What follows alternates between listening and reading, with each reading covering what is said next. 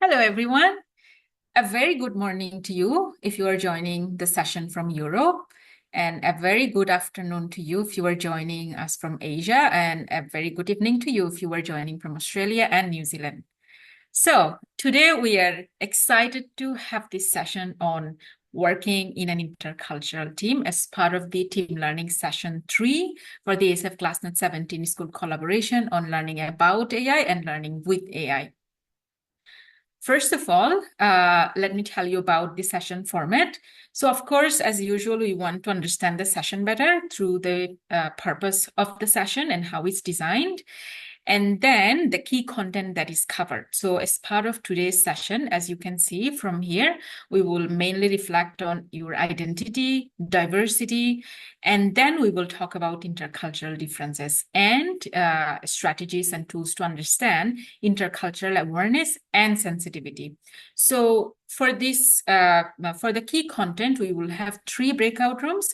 The first one on your identity and diversity, and the other 2 on building intercultural awareness and sensitivity. And finally, we will close the session with big group discussion, and we will discuss key takeaways from today's session. And then we will share what to expect next. And then, depending on the time, if we are running over time, we will still stay behind for a little bit so that if you have any questions, whether it's related to the session, content, or in general, different practical aspects for the innovative teaching practice design phase, we hope that we will be able to answer that. So first of all, please rename yourself. It helps us with your attendance for the session. With first name, space, last name, country. Moreover, for today's session, renaming is quite useful because you get to interact with your peers, and your peers easily know who you are and where you are from. I see that most of you are now renaming. I can quickly see it's changing on my screen. Thank you so much. And for today, we really kindly request you to turn on your video, since today you will be learning about intercultural aspects and interact with each other to share your views and perspectives. So please turn on your video if you can. Thank you. So first, why are we having this session on intercultural awareness building and working in an intercultural team scenarios? Because you are coming from over 30 countries. So we want to help you build necessary understanding in the context of diversity and your own identity in this diverse setting. And for this diverse setting, it's quite important that you are interculturally aware and you have intercultural sensitivity to, to interact with each other with support and mutual respect. And finally, of course, one key part of your capacity building for this project is on designing an innovative teaching practice. And for that, you are working in a team. So we hope to give you tools and strategies to work well with each other to design an innovative teaching practice in a meaningful way, and also with solid peer-to-peer engagement and interaction. And finally, we want to ensure that the process of you designing the innovative teaching practice as part of this ASEFClassNet17 project is a meaningful process, and also at the end of the day, it's a successful process that helps you design a very successful ITP. So first, let's begin our understanding of identity and diversity. And why are we talking about these 2 things in the context of your innovative teaching practice design? What are the significance? So first of all of you have completed something called the identity envelope exercise. Can I see a quick nod if you have already done it? We know some of you are missing from doing this exercise, so hopefully all of you will be able to do it. So yes, I see that you, or most of you, quickly nodded, and I see thumbs up as well. Thank you so much. So the exercise that you have done on identity envelope by choosing 3 photos that helps you reflect on who you are as an individual, and then who you are as an individual as well as who you are as an educator in the context of AI and education, mainly as an advocate for AI and education by ensuring that you are focusing on ethics, you are focusing on effectiveness, you are focusing on relevance, right? Your identity forms with so many different layers. However, for this project, when you are working together with each other, we are really focusing on the context of AI and education. So now that you already had an exercise on understanding your identity, we want to take it to a deeper level. We want to put it in a framework designed by the scholars. So here you can see the way your identity is formed. There are 3 layers. So the first one is something called given, meaning you are given that part of your identity that you cannot change and you don't really have any choices. So it refers to birthplace, for example, gender, and it's debatable. Some of these can be changed. Family. So the second one is called chosen. So these are, for example, occupations, skills. For example, I decided to work in the field of education, so that's part of my identity, and I chose it. Family, friends, diet. You want to stay healthy, so you follow a specific diet. That's part of your identity, to be healthy. Religion. And then at the core of your identity, there is something called, values and skills. What drives us? When you wake up in the morning, what are the values that you hold dearly? What are the beliefs, purpose that motivates you to do what you do? So these are the things that form the core of your identity, that is not given or chosen, that is formed with the different types of diverse settings that you are exposed to, or different types of scenarios that you have, and from that you form that part of your identity. So now that we understand identity a bit better, let's now move on to diversity. Our identities, of course, we are different individuals. When we are together in a setting, it brings diversity and it creates diversity. So diversity, in that sense, refers to the presence of differences within a given setting. So different setting can have different diversity, right? Such as different types of workplace, community, society. If I focus on the context and setting of the ASEFClassNet17 school collaboration participants in 2024, your diversity is formed within the context of you come from 36 countries. So from these 36 countries, you have different type of cultural background, socioeconomic background, etc.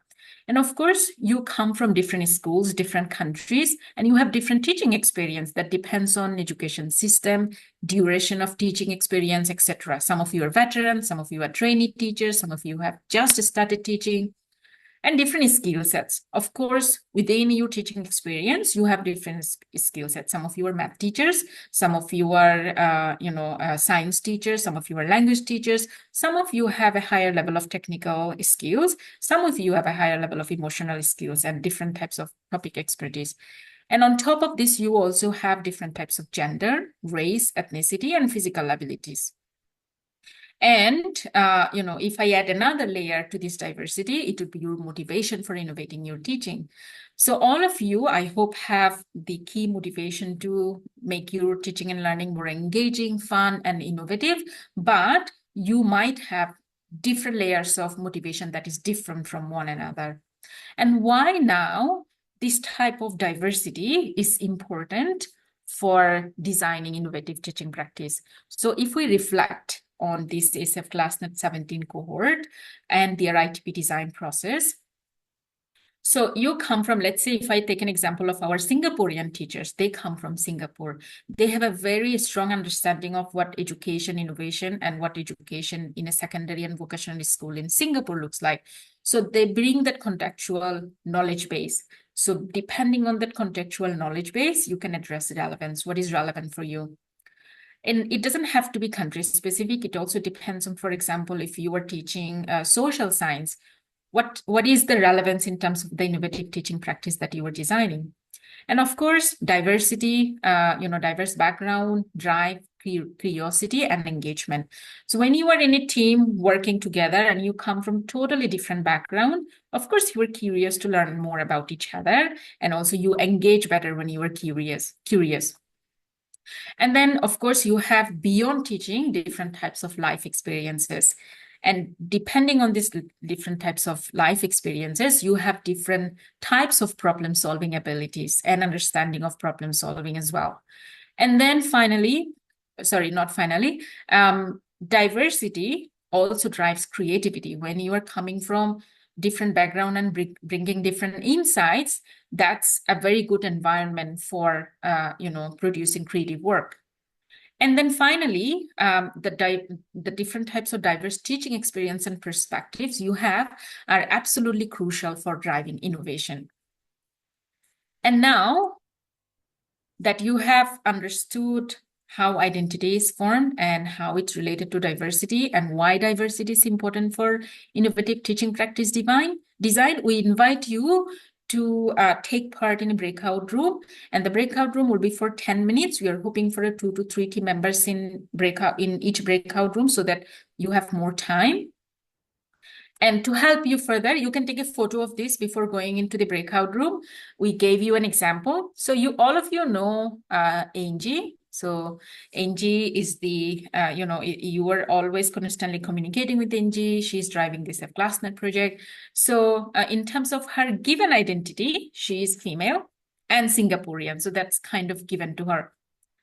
And then she chose to work for the ASEFClassNet project, work for the Asia Europe Foundation, because she's passionate about education and she's passionate about empowering teachers. So that's a part of identity that she chose for herself. And then at her core, she's driven by empathy and responsibility. So this is an example, of her identity that you can, when you go to the breakout room, you can reflect for yourself as well.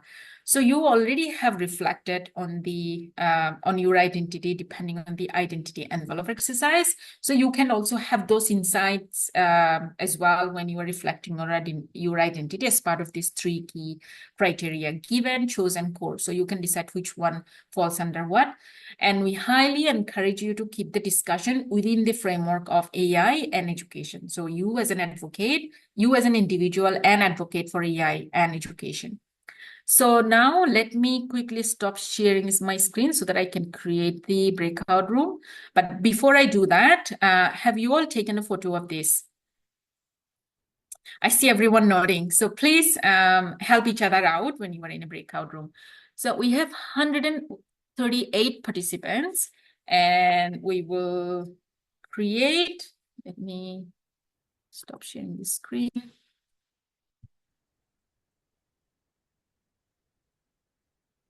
Okay, I'm creating the breakout room now. So we will create 40 breakout rooms. So mostly you will have 3 person in one room, but some of them you will have 4.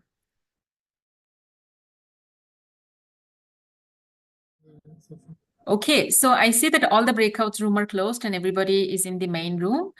So before we reflect on your breakout room on identity envelope, let me quickly give you some practical notes. So the breakout rooms for today is not your ITP teams. These are randomly given breakout rooms so that you get to know each other better. Beyond your ITP team, you get to know the whole cohort in a way. Second of all, we do that so that you have exposure to more, diverse perspectives by interacting with each other in the whole group. And then third of all, it's also very easy to create the breakout rooms without spending much time on it so that you can have more conversation on the content. And some of you have been asking questions about your team member and, about the challenges in your team. For that, we have dedicated the end of the session today to discuss. So as we are running the session, let's stay, focus on the session's content in terms of question and answer. So some of you also have joined a bit late, so you missed the first breakout room. So please, in this context, listen to the others who will be sharing their insights so that you understand this better. And later, when you have time, please watch the recording on the identity and diversity. So now let's have about 10 minutes of reflection on identity and diversity. So who would like to be a volunteer to share insights? Or I will just pick randomly whoever I see on my screen and pray and hope that they were in the breakout room, not just joined, I see that Crystal raised her hand. Go ahead, Crystal. All right, hi everyone. So I came in late, so without knowing what was it, but thank God I had amazing team members. So I had Darling Sia from Brunei and also Parul from India and another person I because the camera was off, I could not gauge his name. It was nice to actually know that we are from different background in the sense that Darling shared with us that he's from Brunei and he is a free thinker and also he loves gardening. Very rarely we actually have people who likes gardening these days. And he spoke about his teaching philosophy on not to be too dependent on the technology per se. And also we also had Parul from India. Mhm. While she was finishing is where we left the Okay. the group. Yeah, but she gave us an insight that she is an ICT teacher and she has a regular Indian diet and she's a Hindu and things like that. I mean, it was nice to actually mingle around on Zoom this way. Thank you, Crystal. You're It's welcome. nice to hear that you had, different diverse types of understanding of identity, and also you discussed it. Now on my screen, I see Niti raised her hand. So Niti, could you tell us the discussions that you had in your team? How is it related to being an advocate for AI and education, with a focus on ethics, effectiveness, and relevance? What Yes, part of Jyoti. your identity, basically, whether it's given, chosen, or core, makes you a good advocate for AI in education? Okay, great. So, Jyoti, we were three. I was there. Then I had one person from Philippines and another one from Bulgaria. Currently, she's traveling to Greece with her students on a study tour. So we had nice discussion. All of us first spoke about we being educationist, and then how we got into this profession and something. And eventually, we again started discussing. But being an educator, what is our current role and what is our current motive? And as AI coming into scene, we again linked into learning with AI and learning about AI and how we want our students to know both. Our discussion went into the direction that we want our students to learn about AI also and learn with AI also, so they can make responsible choices in life. And then our all three of us were talking about the core values we are driven with, and then again we linked it with AI as we felt that having empathy, responsibility, and integrity is very important. And when we learn about AI, again, these three core values play a lot of role over there, because we need to teach our students the ethical use of AI. So it was good reflection from both the side, learning about AI and learning with AI. And I would say that by now, all the educators, whether we are which part of world doesn't matter, we are into the same line, we are thinking same, and we more or less have same thought processes. So it was very nice interaction. Thank you, Niti. It's good that you were able to, in your group, connect the core values with being responsible advocate for AI in education when you communicate the values of using AI in education to your students. So now I see that one of the mentor raised hand as well, Luisa from Romania. So before I invite Luisa to share her views, those of you who join later, just a disclaimer. When you have an example here, I used NG as an example, but it's not that within given, whatever you see here with NG is the part, like the part of the identity. It can be anything. The black line here is just an example. So for example, when you discuss core of your identity, it can be anything. For example, it in addition to like besides empathy and responsibility, it can be something like harmony or competitiveness, for example. So yeah, don't take it as a fixed points for identity exploration. Luisa, would you like to share what you have discussed in your Yes, so thank you for having us here today. Considering the topic on the intercultural understanding, we had a very empowering and fruitful meeting in our breakout room. We were four people, Cinzia from Italy, there was Mikado from Japan, and Qijing from China, a previous SF member in the ClassNet17 last year. The discussion was really fruitful and empowering, because we all agreed that as teachers, we have to go beyond given mindsets and cliches and biases with regard to our cultures and with regard to our profession as well. And in order to bridge the gap between our cultural differences, discover our core values. And we all agreed that depending on our, experience, gender, origin, birthplace, and so on, the values which we came with, what unites us is responsibility, curiosity, and passion. I really enjoyed the points expressed by Cynthia and then by Qijing from China, who is a young teacher and who really enjoys working with ASEF, because he considers that the whole experience in this project empowered him a lot and gave him meaning and orientation in his life path. Thank you, that's all. It was really successful. Thank you, Luisa. You have actually touched upon a very important aspect for the next content that we'll be covering, moving beyond the given identity, right?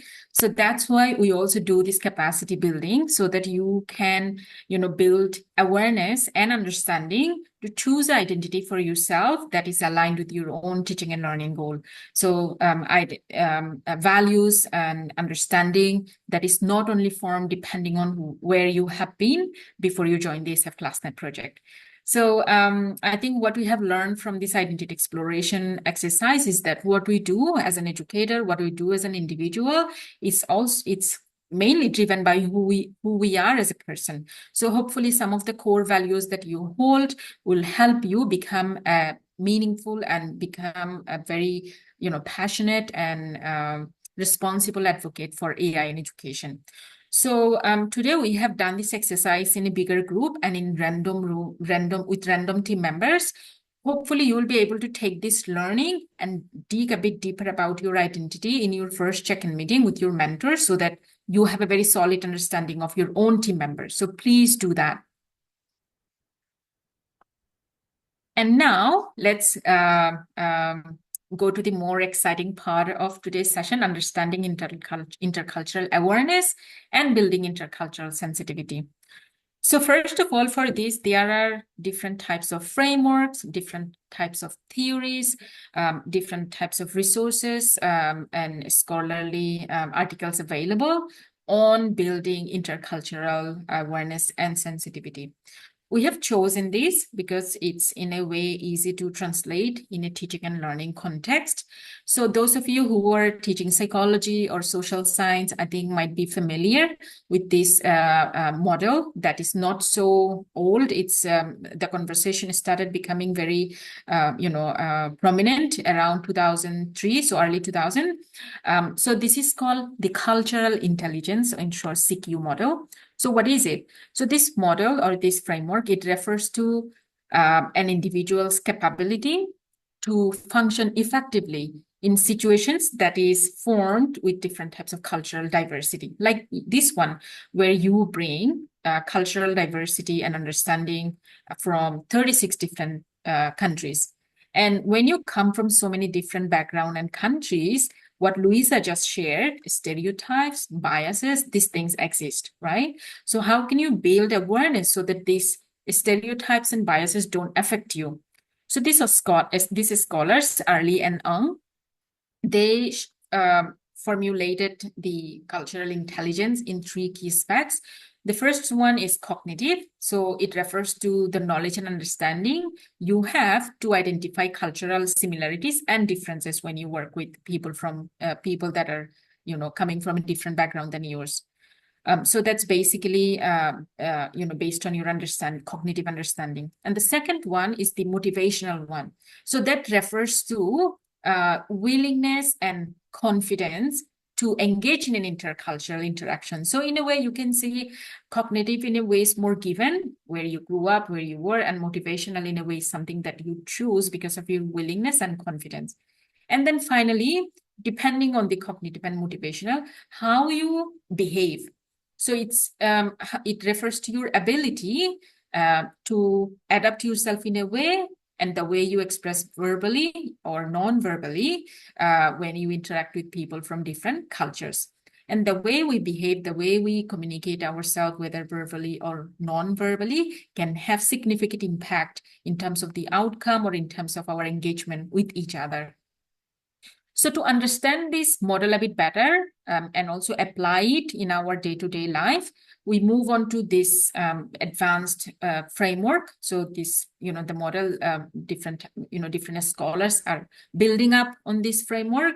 So there are 4 key sub-dimensions that help us understand this model better.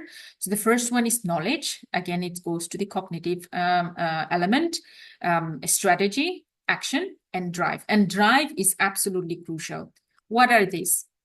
So knowledge is, of course, you are able to understand, that helps you build awareness about, what is similar, what is different. So you have a very clear understanding of yourself, your own background, and the background of your peers that you are interacting with.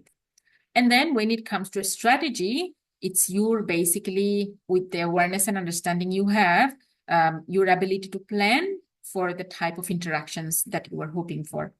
And then finally, what types of actions are you taking? What are you doing in terms of adapting yourself in a multicultural context so that you as a team can function better?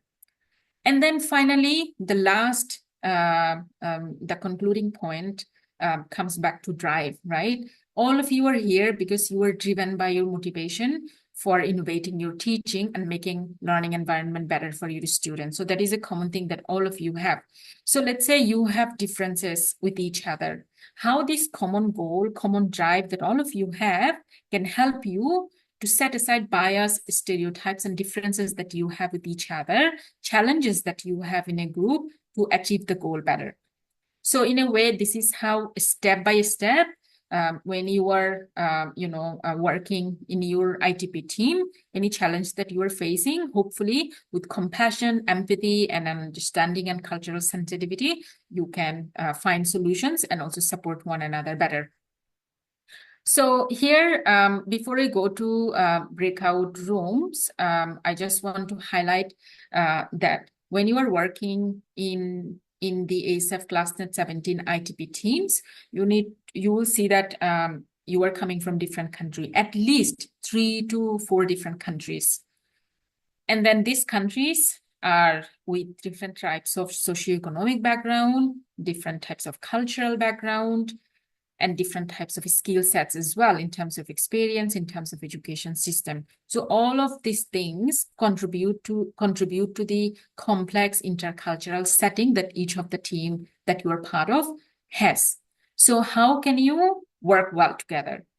So for this, we want to highlight on you actively building intercultural awareness and sensitivity. And for that, we have designed some challenges that are actually practical. So our ASEFClassNet participants have actually faced these challenges.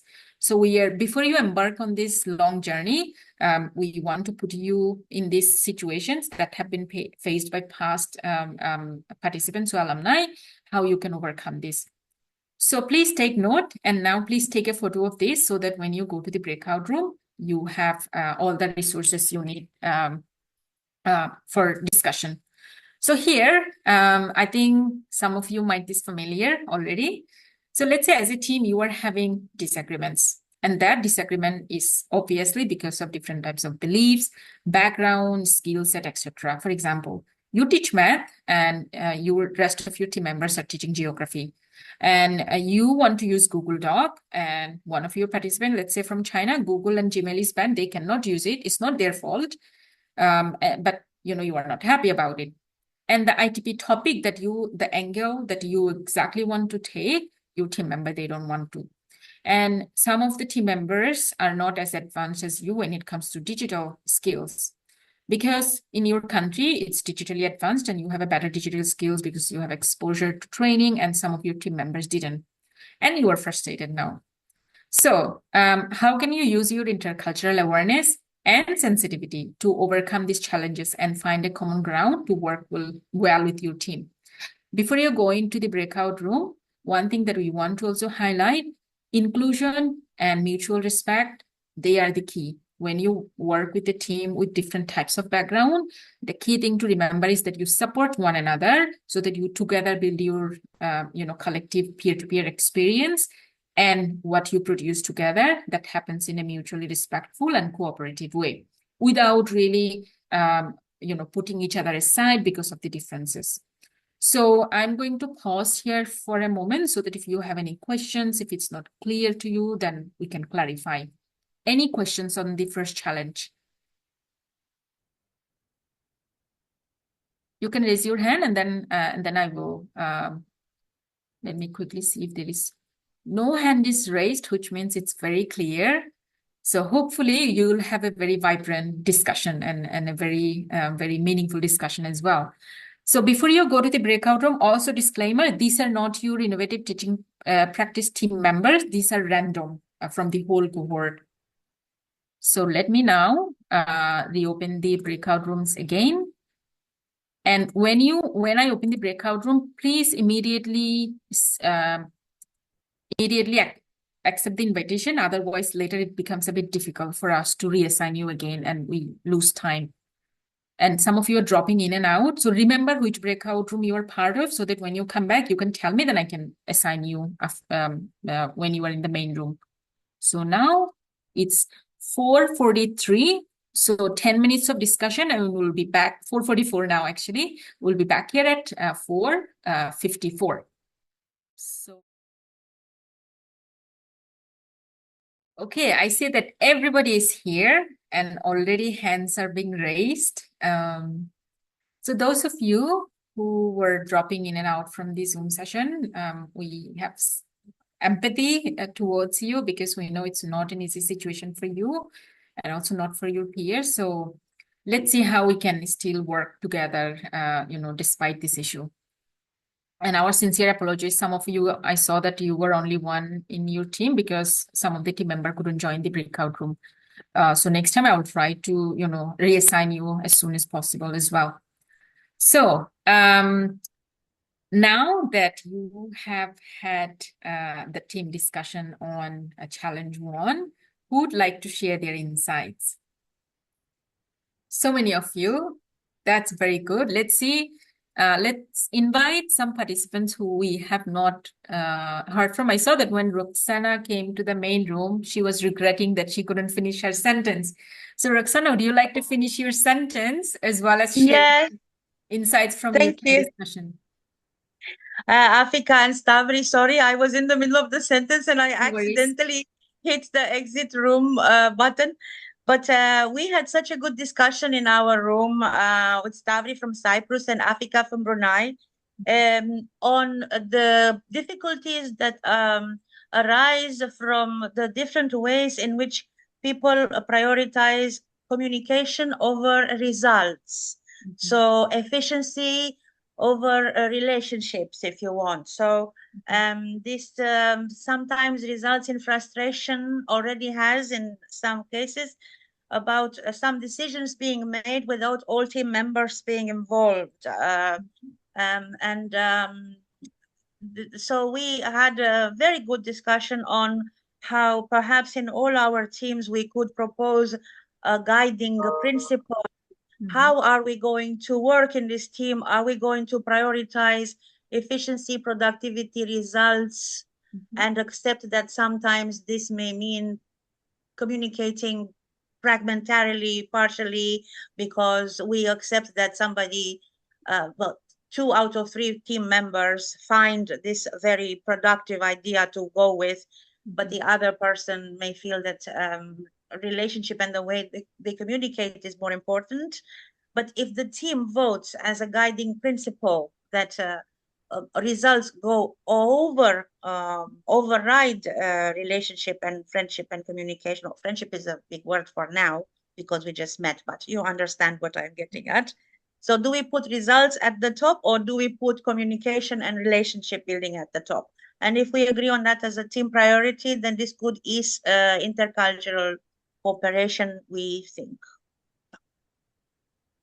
Thank you, Roxana. Very effective conversation, and also you have identified the key issues that a lot of team faces, and what you just phrased about finding ways to work well with each other, having guiding principles. Those are norming and then forming when it comes to working in a team, so that everybody has a common habit to respect the norms of a team. And now your question about is do you prioritize relationship over results? So let's invite Pilar. I see that her hand is raised. So Pilar, from your team discussion, could you comment? Were there any insights that can help you comment on whether you should prioritize relationships or result? What's your view? Yeah. So we were talking about it, and I was telling them that what I teach is international transport. Yes, in the field of international trade. And we have to work on this a lot because, we teach students, you're going to work with people all around the world. You will have to decide on prices. You will have to decide on conditions. You have different languages, different time zones, different cultures, and it's very difficult. So I think we have to prioritize respect for the rest of the cultures, and then try always to be, not being stubborn about what you think, but always trying to prioritize that other people might have different points of view that might be as valid as yours. And I think understanding each other is what we have to prioritize, because if we don't prioritize that, the result is not going to be good. We try to just take everybody to our point of view or to agree with us.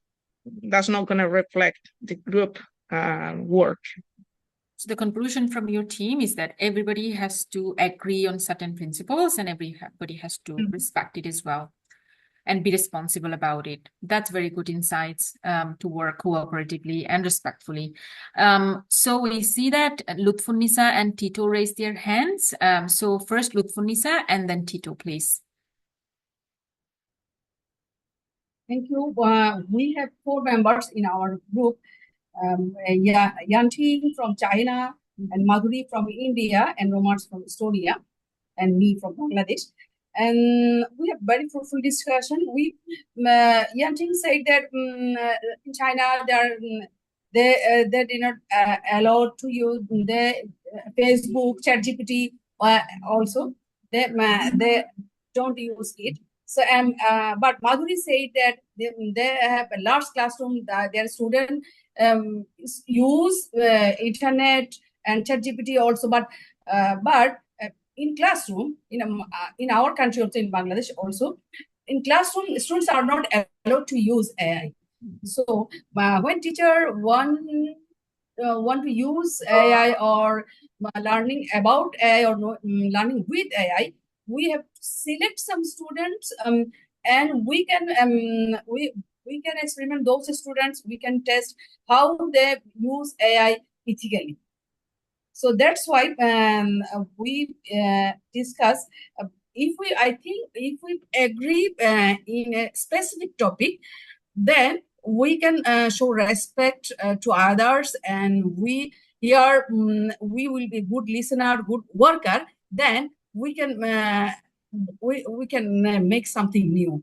That's important. Respect each other and work together. That's important, I think. So which means you are aware of each other's challenges and what each others can bring to the table or not, and also the limitations, and having those in mind is still find a new way to support one another. So with that, let's move on to Tito. Tito, what do you have to say? What was the discussion in your team? In my team, I have 2 colleagues from Brunei, and we are talking about some difficulties sometimes in the countries because the use of internet and other things. And we think it's the most important thing is the pedagogy, meaning of all.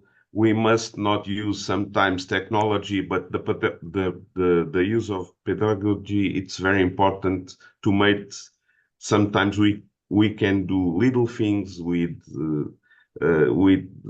some aspects based on pedagogy, but the use of AI can be put in everything, and we must work all together. But always the pedagogy, and we don't think about the problems. In some places the teachers has to use technology, and we must think in a different way about that. That was the very important discussion we have, and was very nice. Yeah. Okay. Thank you, Tito. So Tito is reflecting on one key learning that all of you had from the self-learning session, pedagogy before technology, which means when you're having debates on agreeing on a specific topic and how you want to use AI tools, one guiding principle for you could be whatever tools you're using, does it help you to make sure that pedagogy is coming before the technology you're using? So that's a start. Thank you, Tito. So now that on this challenge, there were different levels of, challenges like digital skills level, topic disagreements. So now let's hear from some mentors, see and what they have to say about if their team is facing this kind of issues, how will they handle it to ensure that there is team engagement, team is motivated, and team is supportive to each other. Let's invite first one from Asia, one from Australia. Let's see who I have on my screen. Okay, very briefly, first Adam from Poland, and then Juliet from Australia. How will you, mentor a team who were going through this challenge that were described in challenge 1? You are on mute, Adam. I said that you were speaking, but you were on mute. Yes, okay. So, hello, everyone. I have 3 teams to be mentored. Okay, so we have already started cooperating, and we have already agreed on the platforms we will be using. And of course, the challenges that we discussed today, appeared like a few days ago in our case as well. So we decided that we will have to reach a compromise. We decided that we will try to, for example, use CLIL methodology if we have teachers of different subjects. Okay, so we will try to combine. Those subjects, and another solution is, for example, choosing a skill we want to develop, and it might be, for example, critical thinking. And if you decide to develop critical thinking skills with your students, you can do it, during different classes, during different subjects. That's the ideas we came up with for the time being. Thank you, Adam. Juliet? When it comes down to solving issues, I think the most important thing is respect and listening, actually being active listeners and walking in somebody else's shoes, because obviously we all come from different experiences. We have to support each other because that is how we're going to move forward, because we have a common goal. So pedagogy first is really essential. I would suggest that it's important to look at the frameworks, the pedagogical frameworks that you're going to look at. All contribute, have some consensus over which ones you might focus on, and then keep them in mind in the development of the ideas and holding those initial ideas lightly, because obviously we need to be able to innovate and build upon them. So respect, care, communication, and patience, because I think patience is perhaps one of the things we tend to underestimate. And that's really important. It's part of living. So, yeah. Thank you, Juliet. Very nicely said. And we saw some hard reaction as you were speaking and Adam was speaking. So it seems participants, they agree with you. So yes, exactly what Adam and Juliet, they are referring to, compromise, listening, active listening, and understanding each other's situations better, because at the end of the day, the goal is to function effectively as a team, not you as an individual, right? So let's now move on to the second challenge. And to help you a bit better, I put the challenge to screenshot. If you scroll up, actually, let me just put it again. I think it's now lost in the chat because you are actively engaging. So let me put it here. I will also share my screen so you can see it. And also, actually, if you scroll up, I put the definition written by a Singaporean teacher from National Institute of Education, what each of this means, what knowledge means, strategy means, action and drive means in the context of cultural intelligence framework. So you can also see it in the chat box if you need to refer to when in your discussion what they mean, right? Let me quickly share my screen again. I can see my screen now. Okay, I see nodding. Thank you so much. So thank you for a very fruitful discussion on challenge 1. And now challenge. Oh, I forgot to change it. Actually, we had 3 challenge for you. This is challenge 2, not challenge 3. So in your team, you are having misunderstanding. And it's due to language barrier, time zone issues. And because of time zone, for example, you are missing meetings. So frustration is created. Lack of responses. When you are trying to communicate with team member, you are not hearing from them on time. So on top of these challenges, you also have, different types of communication style that is causing confusion and you are frustrated. So in this type of scenario, how can you be interculturally aware and sensitive to solve the issues and effectively still work together to achieve the team's goal? So for this one, before I create the new breakout rooms and open the breakout room, any questions, any clarifications that you need? Let's see if there is any hands raised. So I don't see any hands raised. So I am hoping that all of you know what to do and you have the definition of these 4 dimensions in the chat box as well as the challenge to, the image of the challenge to description there as well. So now we are going to open the breakout room again.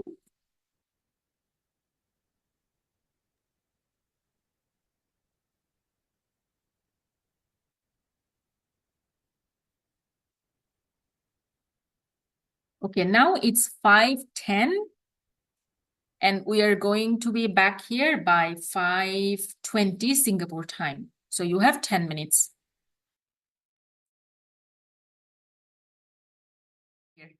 Okay, so everybody's here. Actually, all of you had extra 1 minute. So hopefully now we can have a bigger group reflection on the second challenge analysis. So since Trung, you just came back and you also mentioned that you couldn't finish what you were saying in your breakout room. Would you like to start? What have you discussed in your team? And the challenge that was described in challenge 2, what have you discussed in terms of overcoming them? Trung? Yeah. Can you hear me? Yes, Yeah. we can hear you. We discussed about how to connect with if we have the language barrier.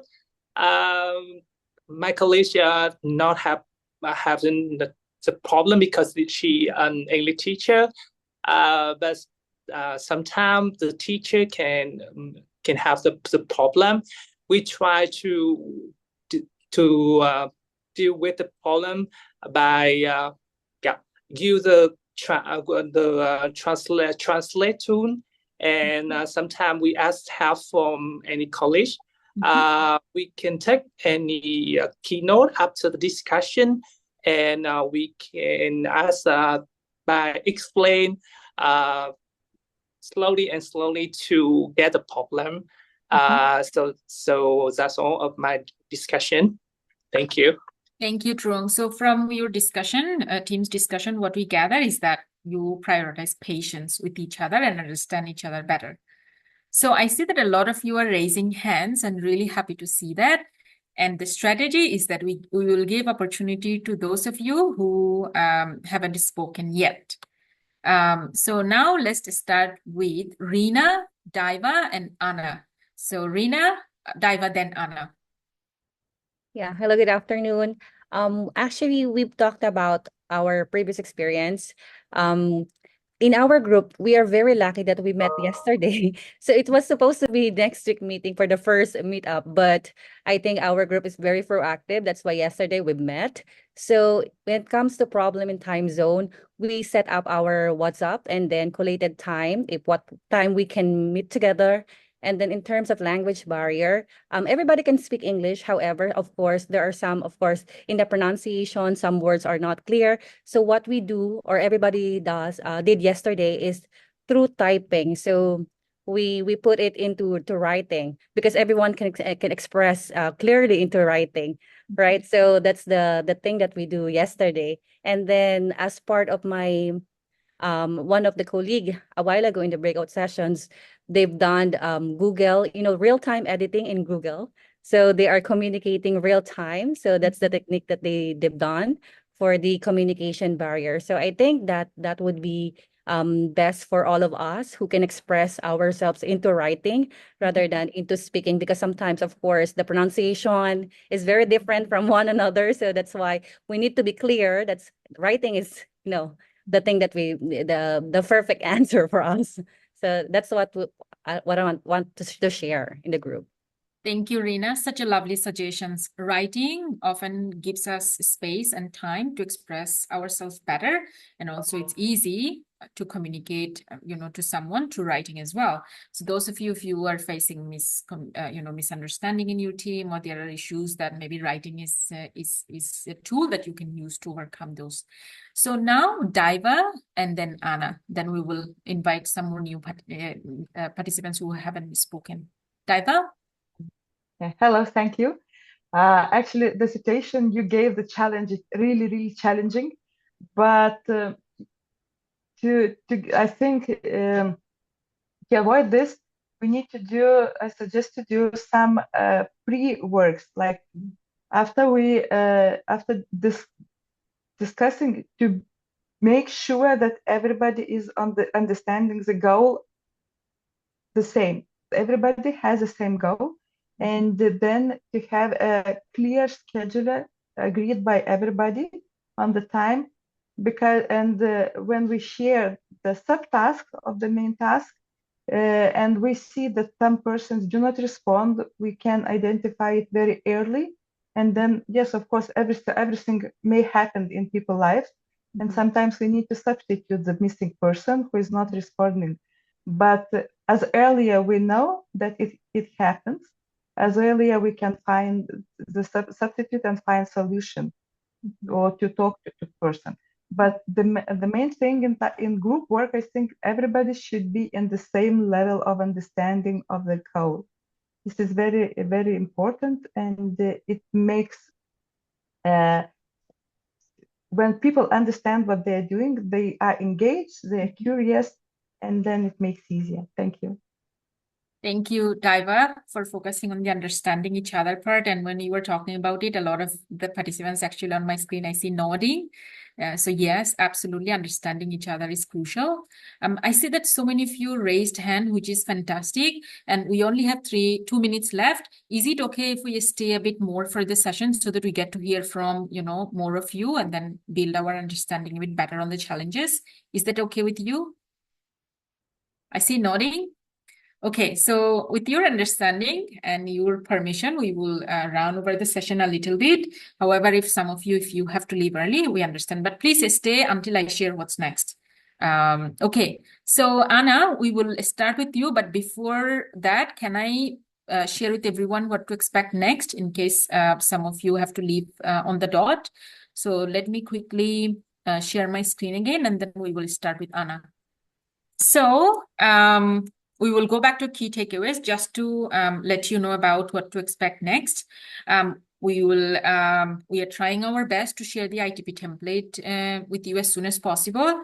I was too ambitious and I wrote that it's uploaded, but actually we haven't. So we will notify you once we upload it.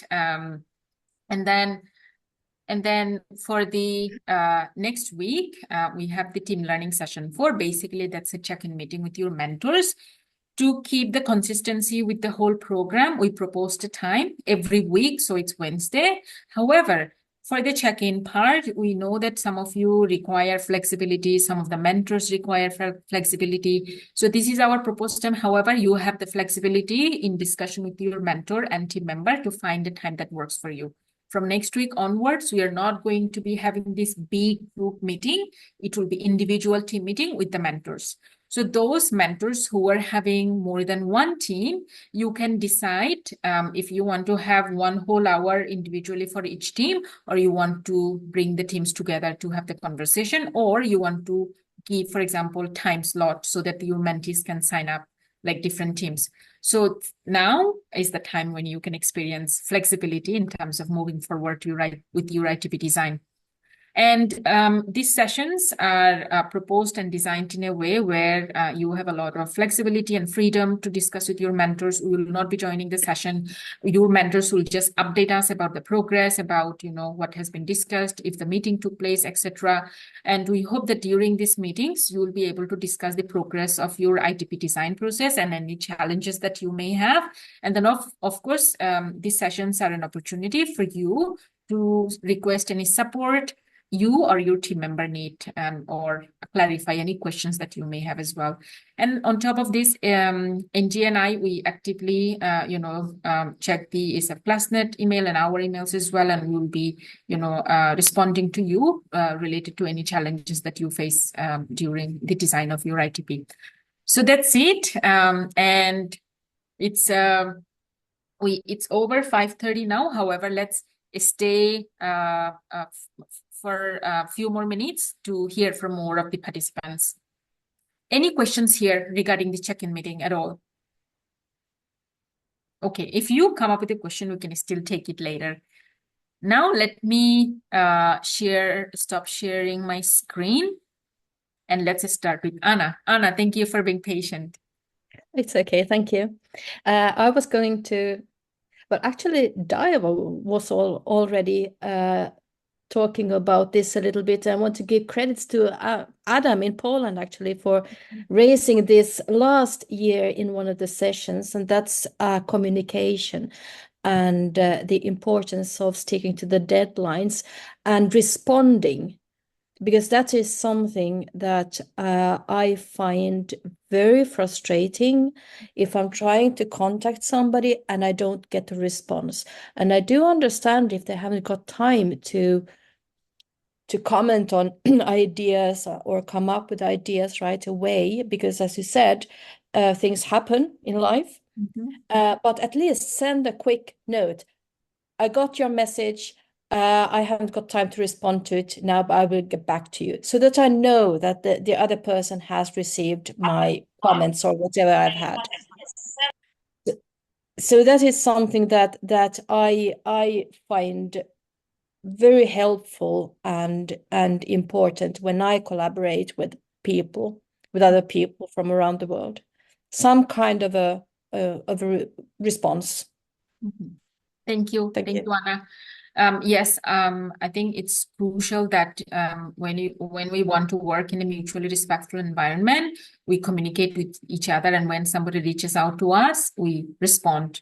Absolutely. So hopefully that all of you can have that, communicating with each other and responding as one of the guiding principles for your team to work effectively well with each other.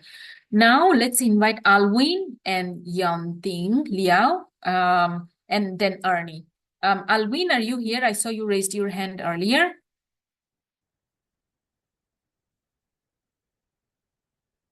Okay, I think Alwin had to leave. So let's start with Yuanting, and then Ernie. So hi everyone. I found a interesting phenomenon that different people from different backgrounds, they work at different speeds. Take my team, for example. We have 3 people together. They from Romania and Brunei, and our mentor from India. We have a group up in Facebook, but we do not talk yet this morning.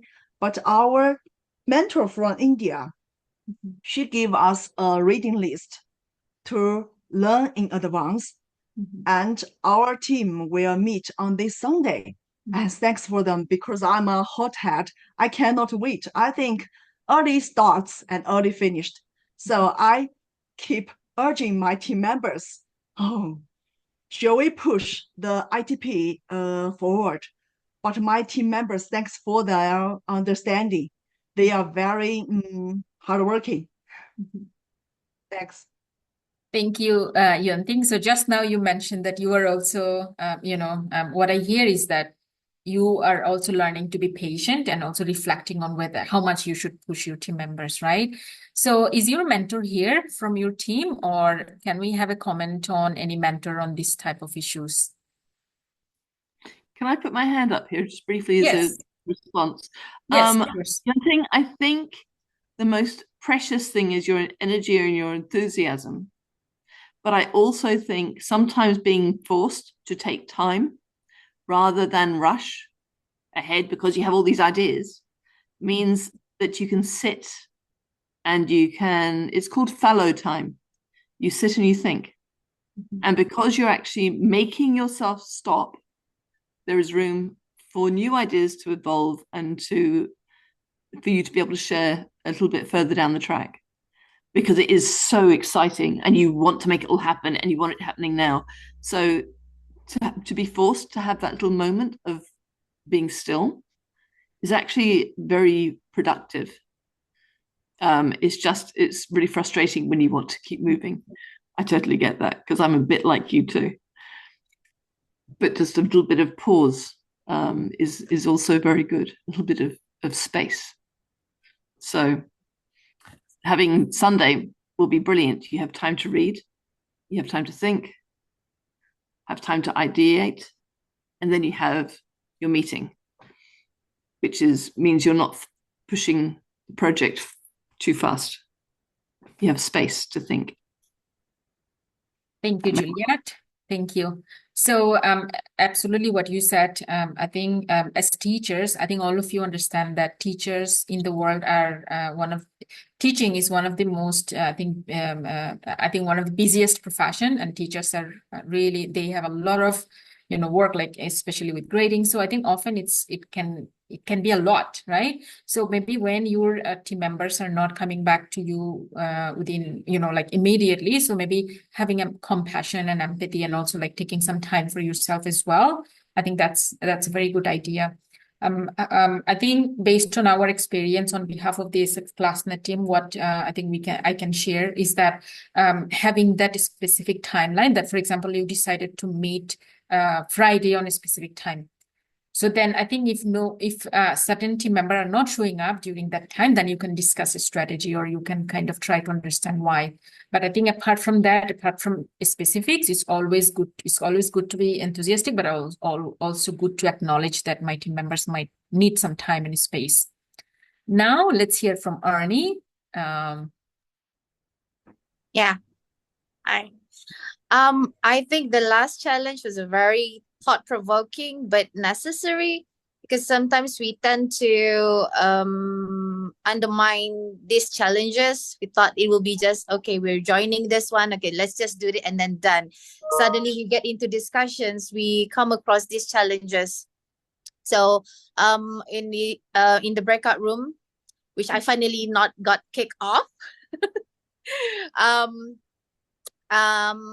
a few of the participants also mentioned on this the challenges of speaking. So writing is the best option, and I agree. And also there's some AI. One of the participants also shared that there's an AI that will help you to just write what your point is very eloquently, so you get the point across. And also the platform, I shared that in my group we have 2 from China, and the problem is well, not the problem, the challenge would be the WhatsApp is banned. So in my country, WhatsApp is the main mode of communication, and I think most countries as well. So it's very enlightening that we met up yesterday and we discussed this, and then we resort to using MS Teams for our platform. So it's a good like a chatting. It has a chatting feature as well as file sharing. And one of the participants also shared that they have a Facebook group, which I think is a good idea as well. Which is another platform that other people can share when they faced some difficulties in communicating. And also, I think it's in the back of our mind in most participants is we can't actually get the conversation going because we don't have the template yet. If you have the template, then you know what we're gonna discuss, or some sort of rubric or measurements. So it gets the conversation going. It's just that because that element is missing, we kind of like our ideas are loose. However, I did reflect in what the second challenge. I did reflect that it's good that we don't have the rubric yet. It's good that we don't have a template yet, because we'll open to like broader ideas and not streamline into just fitting into the template. So yeah, that's my take for that one. Thank you, Arnie. And you have actually read our minds. So let me share on behalf of the ASEFClassNet team regarding the template. So till today, until this session, we wanted you to really focus on getting your team together, understand each other better, because we also didn't want to overwhelm you, because you just had the identity envelope exercise. You had to review the lessons from, so we didn't want to give you a lot of resources all at once. So we wanted to go step by step. So after today, when you have the team together, mentor together, and then also, a better understanding of the sessions, and also the flexibility to really think about the topic independently, instead of really putting yourself in a box with the template and limiting possibilities for innovation and ideas. So that was our idea, that when you already at least have some initial discussion, then you have a template to focus a bit more systematically. So that was the rationale. So no worries, you will have the template latest by tomorrow. And so on that note, thank you so much for staying almost for now 13 minutes. Really appreciate this commitment. Now let me summarize some of the key takeaways depending on your discussion. And if I missed anything, please join me in building the key takeaways. So the first one is that who you are, your identity on different layers is quite crucial to understand your own motivation and your own purpose for joining this program. And then understanding your peers' motivation and through their identity is absolutely crucial to design something collectively meaningful. The second one is that we all need to be respectful to each other, and then we need to also understand each other's situation. We need to prioritize inclusion in a type of diverse team like the ASEFClassNet17 cohort, where you have so many different countries and culture exist, so many presence of so many different cultures and countries. So it's really, really important that you always focus on inclusion and empathy for each other. And then as a guiding principle for your innovative teaching practice on the content side, hopefully all the team members in your ITP team can agree that pedagogy should come before technology, and however way you want to decide, whether it's on learning about AI or learning with AI, you prioritize pedagogy. And then finally, often we have misunderstandings, miscommunications. So the way to avoid those is that we communicate with each other. We take the responsibility to respond to each other. And if we are, because of language barrier or because of, communication style barrier, we are facing challenges, we sit down and we can write. So writing is something that came quite strongly from all of you. And also, when you are motivated and enthusiastic and want to get things done, taking the time to reflect and giving your peers a space and giving yourself some space to cool down and to really, ensure that the team environment, everybody is on the same page. And then finally, some of you also have discussed about relationships and result. And then, of course, you had different sides, prioritizing relationship or prioritizing results. We want to encourage you to prioritize both, because through this program, you are building a community of educators results are important, but relationships are important as well. So hopefully you can work really well with each other and then build lifelong, lifelong lasting friendships and network and community with each other to help each other out even after the project ends. So that are some of the key takeaways based on your conversation on the identity on challenge 1 and challenge 2. Did I miss anything? Any volunteers to add to that? No? Okay, very happy to know that we have covered everything. So with this, we wish you all the best. We thank you for your hard work and commitment throughout self-learning phase and for all the team learning sessions as well. And hopefully from today onward, it is going to be an exciting time for you to really ideate and design a truly innovative teaching practice that you want and you hope to design. Thank you so much and good luck for all the check-in meetings with your mentor. Thank you.